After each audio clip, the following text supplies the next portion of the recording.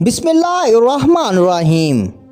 19 جولائی کا دن کشمیریوں اور پاکستانیوں کے لیے نہایت ہی اہمیت کا حامل ہے۔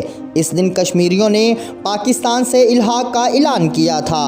آج آپ کو اس ویڈیو میں مکمل تفصیل سے آگاہ کریں گے کہ کیسے بھارت نے دھوکہ دہی سے جموں و کشمیر پر قبضہ کیا۔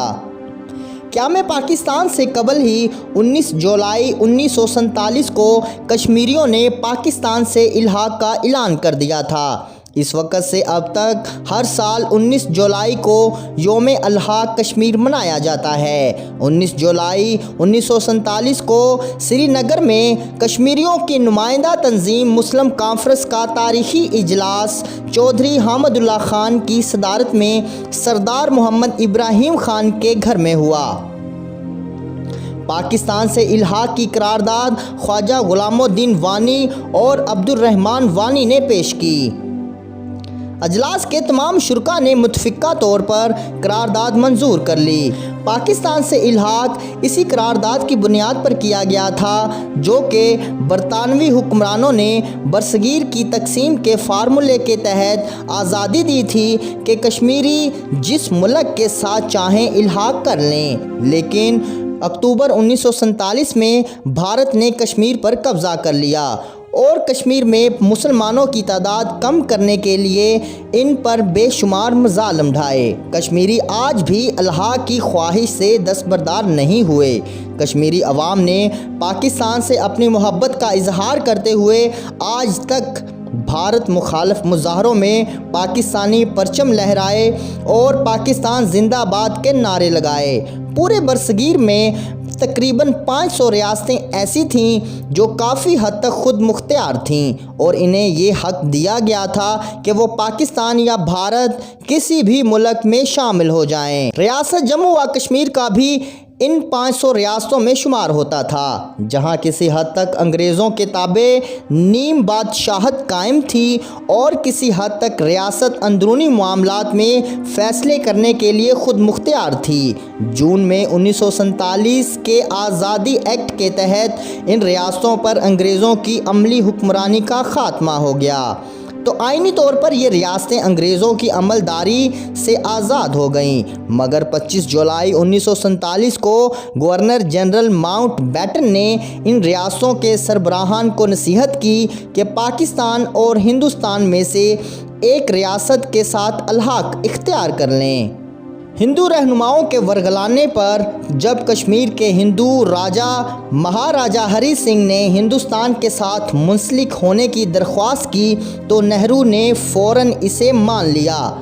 یہ اس اصول کی خلاف ورزی تھی جو کانگریس کے مطالبے کی بنیاد تھا کہ ریاست میں عوام کی اکثریت یہ فیصلہ کرنے کی مجاز ہے کہ اسے پاکستان یا ہندوستان میں سے کس کے ساتھ شامل ہونا ہے۔ آزادی کے وقت جموں و کشمیر کی کل آبادی 40 لاکھ تھی، جس میں 70% اکثریت مسلمانوں کی تھی، جبکہ وادی کشمیر میں مسلمانوں کی کل تعداد آبادی کا 92% تھی۔ پورے کشمیر میں پاکستان کی آزادی پر بھرپور جوش و جذبے کا مظاہرہ کیا گیا۔ مسلمانوں نے اپنے گھروں کی چھتوں پر پاکستان کے جھنڈوں کو لہرا دیا، مگر نہرو اور ماؤنٹ بیٹن کی ملی بھگت سے ریڈ کلف نے جو پنجاب باؤنڈری کمیشن کا چیئرمین تھا، سریہن بدیانتی سے گرداسپور ضلع کی 2 مسلم اکثریت کی تحصیلیں ہندوستان کو دے دیں۔ یہیں سے ہندوستان میں شامل سکھوں کی ریاستیں پٹیالہ اور کپورتھلا کے سکھ حکمرانوں نے اپنی فوجیں کشمیر کے مسلمانوں کو پاکستان سے الحاق روکنے اور ان کو کچلنے کے لیے بھیج دیں۔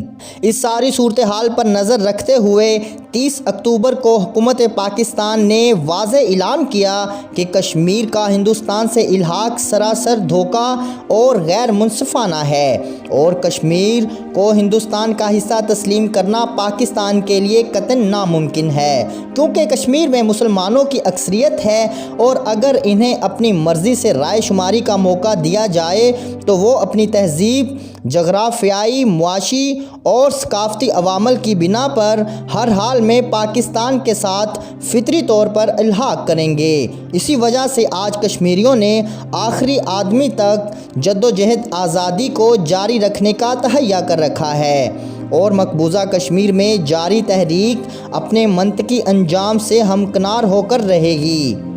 حکومت پاکستان اپنے اصولی موقف پر قائم رہتے ہوئے کشمیریوں کی سیاسی اور سفارتی حمایت جاری رکھے گی۔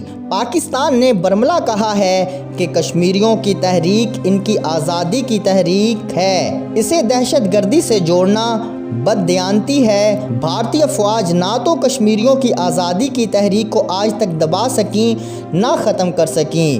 بھارتی حکومت کو چاہیے کہ وہ طاقت کے استعمال کے بجائے مذاکرات کی میز پر آئے اور اقوام متحدہ کی قراردادوں کے مطابق کشمیریوں کو ان کا حق خود ارادیت دے۔ پاکستان اور کشمیر ایک تہذیبی اکائی کا نام ہے۔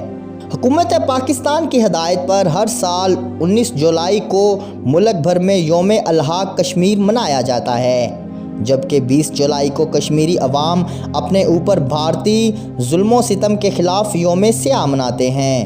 بھارت نے اگر جنوبی ایشیا کے عوام کے جذبات کو نظر انداز کرنے کا سلسلہ بند نہ کیا تو یہ خطے کے امن کے لیے نیک شگون نہیں ہوگا۔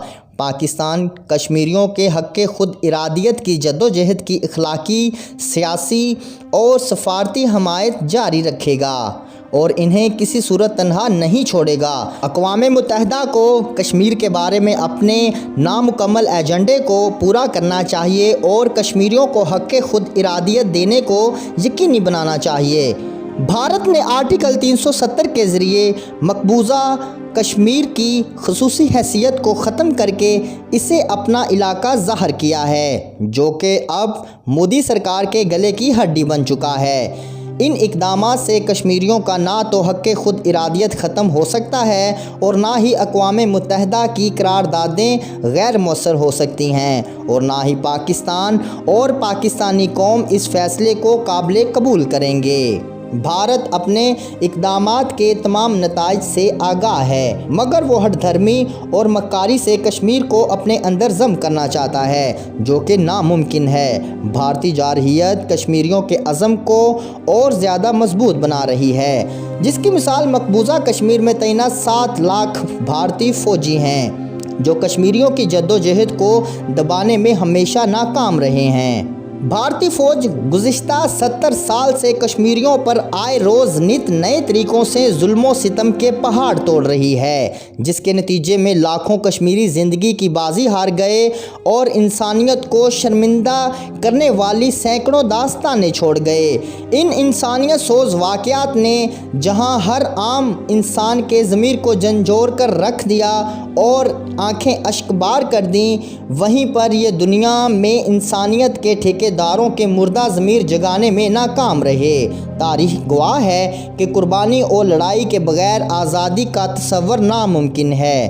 موجودہ حالات کے تناظر میں جب انڈیا پر چین کا سکتہ طاری ہے، پاکستان کو موقع کا فائدہ اٹھاتے ہوئے اللہ اکبر کا نعرہ لگا کر بھارت پر حملہ کر کے مقبوضہ کشمیر کو آزاد کروا لینا چاہیے۔